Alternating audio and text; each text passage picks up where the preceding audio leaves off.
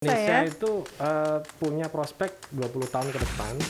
Memang pemuda ini yang menyokong untuk pembangunan Indonesia. Dari 270 juta betul. warga Indonesia, hanya 12 juta saja yang melapor SPT. Terkait dengan layanan kita, ini kan kita sudah punya konsep baru ya Bu. Oke.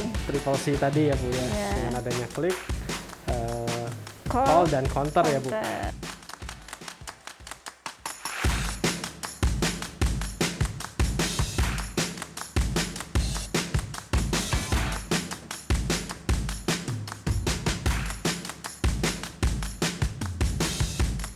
Assalamualaikum warahmatullahi wabarakatuh. Kawan pajak semua, kembali lagi bersama saya Ida Laila. Kawan pajak kini tengah menyaksikan dan mendengarkan podcast katalog gue Kanwil DJP Banten. Tempat kawan pajak curhat, dialog dan sharing mengenai info-info terkini terkait perpajakan serta peraturan-peraturan perpajakan terbaru bersama para tokoh di Kanwil DJP Banten serta para pakar dari Kanwil Direktorat Jenderal Pajak Banten. Nah, kawan pajak semua, waktu terus bergulir, zaman berganti. Kini semua kegiatan yang mendukung kehidupan kita sudah dipermudah dengan adanya teknologi. Begitu juga dengan Direktorat Jenderal Pajak yang kini tengah memasuki era digitalisasi layanan. Proses transformasi di DJP dilakukan agar dapat menyesuaikan dengan perkembangan model bisnis dan tantangan yang dihadapi saat ini. Nah, podcast katalog gue Kanwil DJP Banten kali ini menghadirkan Mas Susilo Prasetyo Utomo. Namanya mirip sama Direktur Jenderal Pajak ya, Pak Suryo Utomo. Jangan-jangan ini masih saudaranya nih. Masih saudara jauh. Nah, beliau adalah penyuluh pajak ahli pertama dari KPP Pratama Kosambi. Apa kabar Mas Susilo? Sehat Bu, sehat. Alhamdulillah. Gimana nih Mas Susilo datang di Kanwil DJP Banten? So far ternyata cukup dekat juga Bu dari KPP.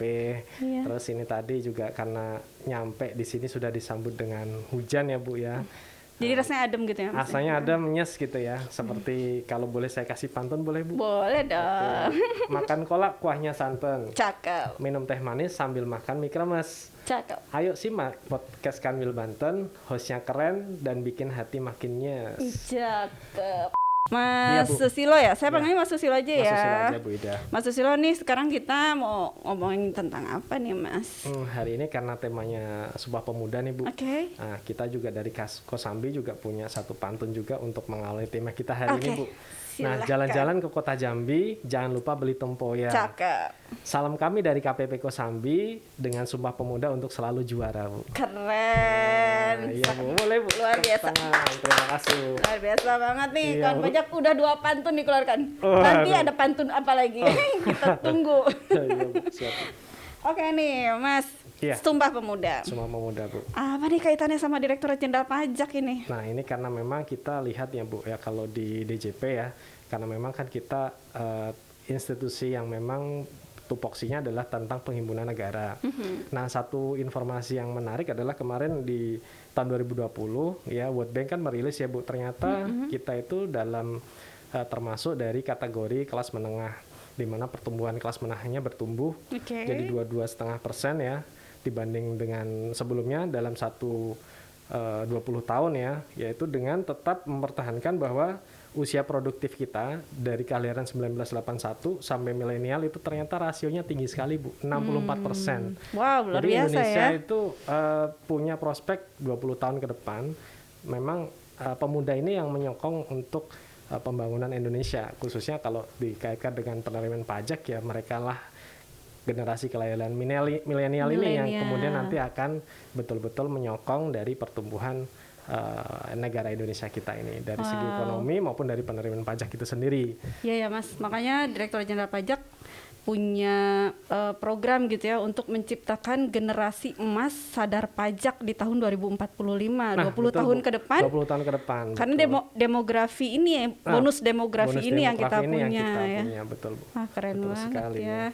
Nah, dengan kondisi seperti itu, apa sih Iya, Bu. tantangan yang kita hadapi sebetulnya? Nah, tantangan Indonesia yang saat ini kita hadapi khususnya untuk DJP sendiri ya Bu. Kalau kita lihat memang DJP punya beberapa tantangan ke depan. Tantangan ke depannya ada kurang lebih 3 yang jelas. Pertama, tantangan utamanya karena kita masih di fase pandemi ya Bu ya. Ya, Fase betul. pandemi dengan kondisi global yang juga tidak menentu. Nah, pasti ini menjadi satu kekhawatiran bahkan ketidakstabilan, dan itu memberi satu stimulus yang kurang baik khususnya terkait dengan pertumbuhan ekonomi. Oke. Nah, karena pertumbuhan ekonomi juga melambat, sehingga dengan harapan ekses dari COVID itu sendiri ditambah dengan resiko-resiko penerimaan lainnya seperti misalkan isu-isu negatif ataupun mungkin dari segi khususnya adalah rasio kepatuhan kita yang masih rendah Bu.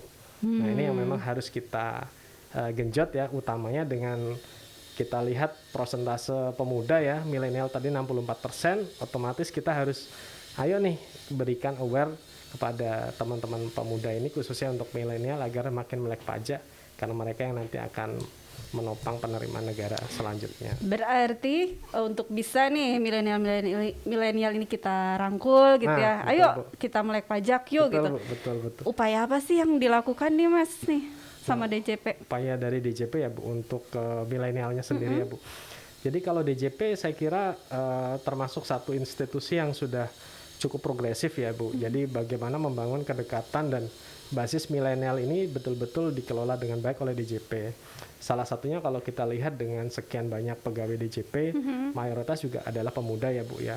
Kemudian terkait dengan beberapa kegiatan-kegiatan kita yang lain dari segi misalkan diseminasi perpajakan maupun juga terkait dengan pemberian informasi terkait dengan literasi perpajakan juga banyak melibatkan dari kaum milenial. Nah, bahkan juga kita layanan-layanan kita Bu sekarang mencoba, kalau tadi berbasis digital itu juga acap kali mencoba untuk bisa menyentuh anak-anak muda dengan habitnya mereka gitu loh. Jadi habitnya anak muda kan biasanya malas ngantri, kita berikan fasilitas layanan digital yang cocok untuk bisa mengakses layanan dari mana saja dan kapan saja seperti itu. Jadi saya kira DJP sudah cukup progres dan berbenah untuk bisa menyambut dan mengakomodir dari kebutuhan anak-anak milenial ini. Luar biasa memang DJP semakin berbenah nih ya. Transformasi yang dilakukan di DJP itu luar biasa. Betul. Termasuk untuk memberikan layanan ini supaya mudah diterima oleh masyarakat, khususnya sekarang milenial, karena tadi itu bonus demografi kita 64% ya Bu, 20 tahun lagi. Ya memang ini yang mereka lah yang akan yang menjadi harus kita kelola dengan baik. Oke, keren. Emang sekarang gambaran kepatuhan perpajakannya masyarakat kita tuh kayak apa sih, Mas? Kalau kita kemarin ya dari terakhir 2020 Bu, terkait dengan kepatuhan sendiri kita kan 270 juta penduduk Indonesia ya Bu. Nah, akan tetapi 82,2 jutanya diantaranya itu adalah pekerja penuh. Nah, dari data yang kita masuk, hanya ternyata 12 juta orang pribadi yang lapor SPT. Nah, ini kan dari 270 juta betul. Warga Indonesia, hanya 12 juta saja yang lapor SPT. Wow, nah, berapa persen itu? Hanya kurang 2 juta saja Bu yang membayar pajak. Nah, ini kan sama aja dengan satu pembayar pajak itu menanggung kurang lebih sekitar 135 sampai 150 penduduk. Wow. Nah, dengan adanya seperti ini kan kalau pesan kita yang kita harapkan ke milenial itu memang milenial sebisa mungkin itu aware ya Bu, karena kita tidak ingin jadi free rider gitu Bu. Kalau mungkin teman-teman milenial lihat kan kalau dulu dialami di bangku sekolah kan kita sering lihat ya Bu, kalau misalkan teman gitu dan segala macam kan kadang sering kerja kelompok gitu ya Bu. Nah, ketika dalam kerja kelompok itu ada 1-2 orang yang istilahnya dia berkontribusi, sementara ada juga pasti kan beberapa teman-teman yang lain yang dalam tanda kutip dimintain tolong ini dia nggak mau. Tapi ternyata tetap karena tugas kelompok tetap ditulisin namanya gitu ya. Ternyata kan tetap dapat nilai gitu ya. Betul. Nah, free rider seperti ini nih Bu yang memang harus kita kasih perhatian agar milenial itu jangan sampai jadi free rider dalam bernegara. Jadi dia malah jadi beban buat negara ya kalau free rider. Istilahnya merepotkan, bahkan kadang tidak terlibat dalam pembayaran pajak, mungkin dalam tanda kutip juga justru lebih sering menjadi beban karena tadi bahkan melakukan vandalisme atau mungkin melakukan tindakan kecurangan dan sebagainya. Nah, itu justru merugikan bagi negara. Nah nih kawan pajak, jangan sampai nih jadi free rider. Jadi kawan pajak tuh semuanya diharapkan bisa ikut berpartisipasi, kontribusi sekecil apapun Bu, betul. dari kawan pajak itu sangat berarti buat pembangunan di Indonesia ya Mas ya. Jangan sampai jadi free rider deh, malu kita kalau jadi free rider cuma menikmati aja tapi kita nggak mau partisipasi gitu ya. Betul, Bu. Jangan sampai Iya. seperti itu ya Mas ya. Betul.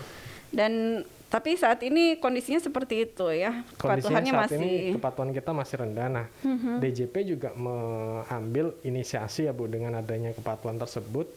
Kita melihat bahwa peran utamanya itu adalah dari segi sosialisasi ya, dalam artian dengan ini nih literasi. contohnya Mas Susilo ini perpajakan gitu sebagai ya, penyuluh. Sebagai penyuluh betul. Nah, sehingga dengan adanya gap ya Bu antara kan ada lackness of compliance tadi ya, jadi ada kesenjangan dari kepatuhan tadi membuat bahwa dirasa DJP perlu adanya dengan penyuluh itu untuk memberikan sosialisasi yang lebih kepada masyarakat. Nah, khususnya memang ceruk yang kita jadikan perhatian utama itu adalah kaum milenial gitu. Makanya dengan seringkali ada beberapa agenda-agenda DJP, sosialisasi baik itu dengan podcast, IG Live, salah satunya memang lebih mengutamakan bagaimana agar kelas milenial itu mampu untuk kemudian kita jadikan peserta. Nah, kemudian dengan topik-topik yang memang kiranya cocok sama mereka untuk memberikan tadi awareness juga terkait dengan bagaimana kesadaran mereka terhadap perpajakan itu sendiri. Iya nih kawan pajak semua, mungkin sebagai informasi tambahan juga nih Mas, Betul. bahwa di Direktorat Jenderal Pajak juga sejak April 2021 sudah ada teman-teman fungsional penyuluh pajak nih, contohnya seperti Mas Susilo ini. Penyuluh pajak itu menjadi satu hal yang sangat penting bagi DJP dalam rangka memberikan edukasi kepada masyarakat.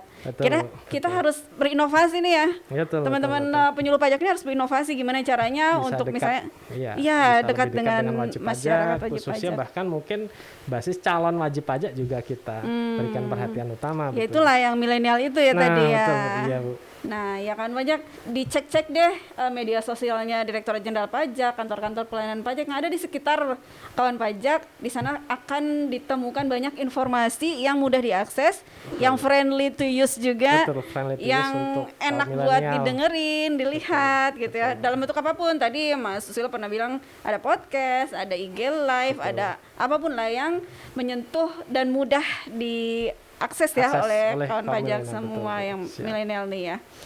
Oke. Terkait dengan transformasi digitalisasi layanan sendiri, kalau DJP sendiri itu saya kira memfokuskan dengan adanya 3 aspek ya Bu. Yang jelas aspek yang pertama itu terkait dengan kebijakan ya, policy sendiri ya. Jadi bahkan kita lihat ekonomi bahkan pasar semakin berkembang cepat. Nah, kemudian ada peluang muncul pasar baru ya, baik itu dengan adanya startup, fintech, kemudian ada unicorn sendiri, bahkan e-commerce. Nah, itu DJP sudah salah satunya mengangkat itu dengan adanya PMK 48 ya Bu tahun 2020, yaitu terkait dengan pemungutan dan juga terkait dengan BKP dan JKP terkait dengan PMSC ya, jadi perdagangan melalui sistem elektronik. Nah, ini satu hal yang membuat bahwa memang DJP memberi satu harapan dengan agar perilaku ya, habit masyarakat terkait dengan dunia pasar ini adil Bu. Agar pasar-pasar yang lokal pun juga mampu survive ketika mereka dikenakan PPN, maka otomatis yang dari luar negeri pun yang elektronik itu pun tetap mau tidak mau kita kawal untuk tetap bisa kita kenakan PPN-nya. Dan kemarin per Agustus Bu, 31 Agustus 2020, setoran dari PMSC sudah 2,5 triliun. Luar biasa masuk ke APBN ini, yang jadi potensi, karena memang harusnya kalau kita besok bisa cermati potensi pasar ini, nah suatu ketika nanti harapannya pasti akan berkembang dan mungkin peluang potensi pajak yang masuk ke kita lebih tinggi kontribusinya. Ya. Kemudian DJP juga berbenah dari segi mekanisme layanan Bu. Mungkin kalau Bu Ida yang di P2 Humas terkait dengan layanan kita, ini kan kita sudah punya konsep baru ya Bu ya. Triple C tadi ya Bu ya, dengan adanya klik, call dan counter ya Bu. Bagaimana DJP itu membuat agar similar dari proses bisnisnya itu mampu menjawab dengan keluhan masyarakat itu dengan 3C tadi, yaitu dengan klik kita bisa akses aplikasi-aplikasi perpajakan, bahkan terkait dengan layanan perpajakan pun hanya dengan mengklik ya, dengan adanya banyak hal. Kemudian call juga kita layanan untuk ring pajak, kemudian terkait dengan itu juga sekarang sudah banyak dijamah, bahkan dengan adanya unit khusus di klip sana. Kemudian terkait dengan counter, nah itu bisa juga layanan tatap muka sekiranya memang ada konsultasi yang penting seperti Iya, itu. jadi semuanya sudah dimitigasi nih sama Dimitigasi DJP sama ya, DJP, betul. bahwa bisa nih untuk Sebisa mempermudah mungkin. dengan adanya klik gitu ya, Ya, bisa di mana aja, kapan betul. aja. Kalau misalnya kerja udah sibuk kerja seharian, baru Iya, sempatnya malam misalnya untuk melakukan kegiatan pengecekan hak dan kewajiban betul. perpajakannya bisa gitu ya. Betul. Dan ternyata yang jadi menarik tuh memang kita harusnya bisa cermati memang kadang kalau kenapa kok sinetron itu dia rame, karena ternyata dia muncul di saat jam-jam peaknya masyarakat gitu untuk kemudian Iya. berkumpul keluarga. Nah, mungkin ada satu ide yang menarik bahwa memang salah satunya kegiatan-kegiatan penyuluhan DJP bisa mengambil peran-peran, bahkan bisa premier tayang khususnya di waktu-waktu tersebut. Barangkali itu jauh lebih menarik gitu Bu ya, untuk Oke juga tuh istilahnya idenya Mas. membangun keterlibatan dari para wajib pajak untuk bisa Iya. oh kalau IG pas orang-orang lagi santai barangkali bisa masuk, itu satu hal yang menarik menurut saya seperti itu Bu. Iya, Mas Susilo, tadi kita sempat juga menyinggung tentang PPN PMSE nih. Betul, Mungkin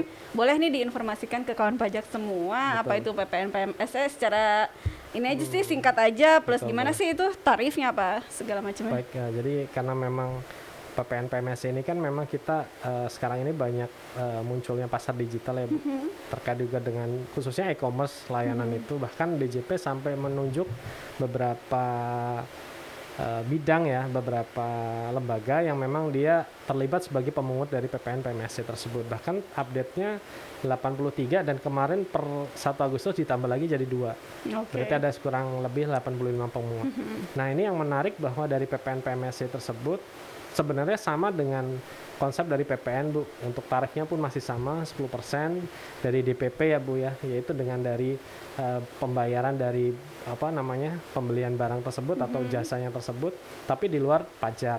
Jadi tetap dari DPP-nya. Nah, kemudian yang menarik untuk terkait dengan pemungutnya, dia wajib untuk kemudian membuat order receipt atau bahkan invoice. Nah, dari catatan rekapitulasi tersebut untuk pemungutnya tersebut nanti dia wajib untuk membuat laporan ya, lapor SPT untuk PPN KMSC tersebut. Dan nanti yang menarik juga bahwa ini berbeda periodisasinya dengan PPN pada umumnya, yaitu di mana ada triwulanan. Kalau misalkan dia Januari, Februari, Maret, kurang lebih nanti dia akan dibuat laporannya di tanggal 30 April. Jadi 1 bulan di masa triwulan berakhir. Oh, berarti nggak seperti PPN biasa. Kalau seperti PPN biasa, kawan pajak bulan ini dia ada transaksi, harus dilaporkan di bulan depan, maksimal di akhir bulan. Kalau ini kumpulkan 3 bulan dulu, triwulan, baru di bulan keempatnya dilaporkan semua dan seterusnya transaksi. nanti triwulan-triwulan berikutnya pun perlakuannya seperti itu. Dan lapornya juga secara digital ya tentunya ya. Betul, via e-faktur ya kita. Via e-faktur. Nah, yang menarik bahwa DJP menganggap bahwa memang satu pasar digital ini, bahkan kemarin kan dengan harapan kita lihat dunia semakin berkembang dengan adanya besok misalkan muncul ada mungkin peluang lagi seperti kita sekarang, bahkan udah eranya munculnya startup, unicorn, e-commerce itu menjadi satu peluang tersendiri. Nah, kita lihat bahwa memang itu punya potensi yang cukup besar, market yang istilahnya punya peluang untuk digarap lebih lanjut. Nah, makanya dengan adanya seperti itu, dengan apalagi pandemi COVID ya Bu, seperti orang aja untuk belanja saja biasanya hanya lewat HP dan sebagainya seperti itu. Nah, ini harapannya juga punya potensi yang sebenarnya bisa kita manfaatkan sesuai dengan kelas market yang ada tersebut. Berarti DJP ini nggak ketinggalan zaman ya? Nah, DJP selalu berbenah. Ada bisnis baru, modelnya seperti apa, kita juga mengikuti itu ya. Kita mengikuti model bisnis dan mengikuti pola habit perubahan perilaku masyarakat itu pun kita keren cermati. banget ya DJP memang. Nah, boleh nih layanan digital apa aja nih yang kalau paling terkait baru atau dengan apa gitu infonya buat layanan digital kita, sebenarnya DJP mengakomodir dari hulu ke hilir ya Bu ya. Baik itu dari pertama kali orang mau buat NPWP, orang kemudian terlibat pertama dalam segi perpajakan itu kan buat NPWP kita punya aplikasi IREK. Ya, di mana memang nanti membuat NPWP hanya bisa dia lakukan di mana saja, bahkan hanya tinggal mengakses dari website tersebut. Nggak perlu repot-repot datang ke kantor pajak ya? KPP sebenarnya seperti itu. Nggak perlu bawa fotokopian, isi formulir nah, gitu. Betul Bu, sekarang udah seperti itu ya. Kemudian Itu tadi dari segi dia pendaftaran ya, Bu. Oke. Kemudian dari segi pembayaran kita sudah punya e-billing ya, Bu. Oke. Sudah punya e-billing yang dulu masih SSC 1, SSC 2, SSC 3. Kita sekarang sudah pakai djponline.pajak.go.id. Dengan adanya e-billing tadi memudahkan.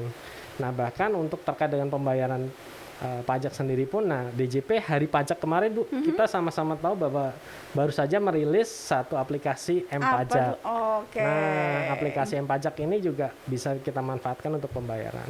Dari segi pelaporan, kita ada SPT, yaitu dengan adanya e-filing maupun e-form, baik itu orang pribadi maupun badan. Oke. Nah, ditambah lagi dengan adanya aplikasi lain yang memang menunjang ya.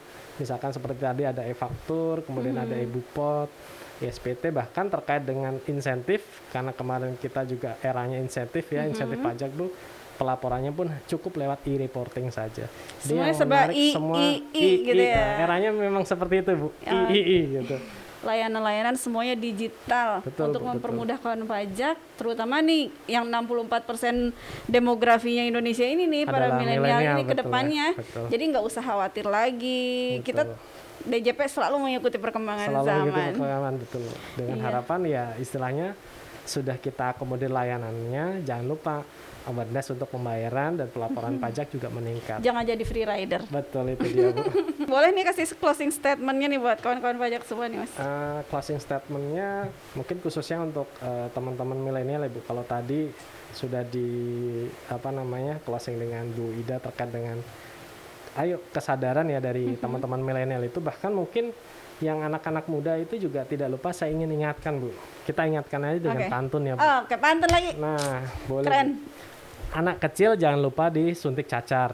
Cakep. Jangan lupa juga disuntik campak. Cakep. Nah, kawan muda jangan lupa sama pacar, apalagi sampai lupa bayar pajak. Terima kasih nih Mas Susilo sudah Sama-sama, hadir Ibu. di podcastnya Iya, Katalog Kanwil senang DJP bisa Banten. hadir. Ya, terima kasih juga kawan pajak yang sudah mau mendengarkan dan menyaksikan podcast Katalog Gue Kanwil DJP Banten. Dan untuk informasi-informasi terkini lainnya, kawan pajak bisa melihat dan subscribe dan like dan share semua yang sudah kami tayangkan di media sosialnya Kanwil DJP Banten, baik itu di IG, Twitter, maupun YouTube channel dan Spotify-nya Kanwil DJP Banten. Jangan lupa terus saksikan dan pantengin semua informasi terkini yang selalu kami bagikan secara berkala nih, Mas Susilo ya. Baik, jadi jangan lupa like dan subscribe Oke, saya media udah sosialnya like dan subscribe Kanwil ya, DJP Kanwil. Banten. Pasti. Oke, terima kasih kawan pajak semua atas perhatiannya. Billahi taufik wal hidayah. Wassalamualaikum warahmatullahi wabarakatuh. Waalaikumsalam warahmatullahi wabarakatuh.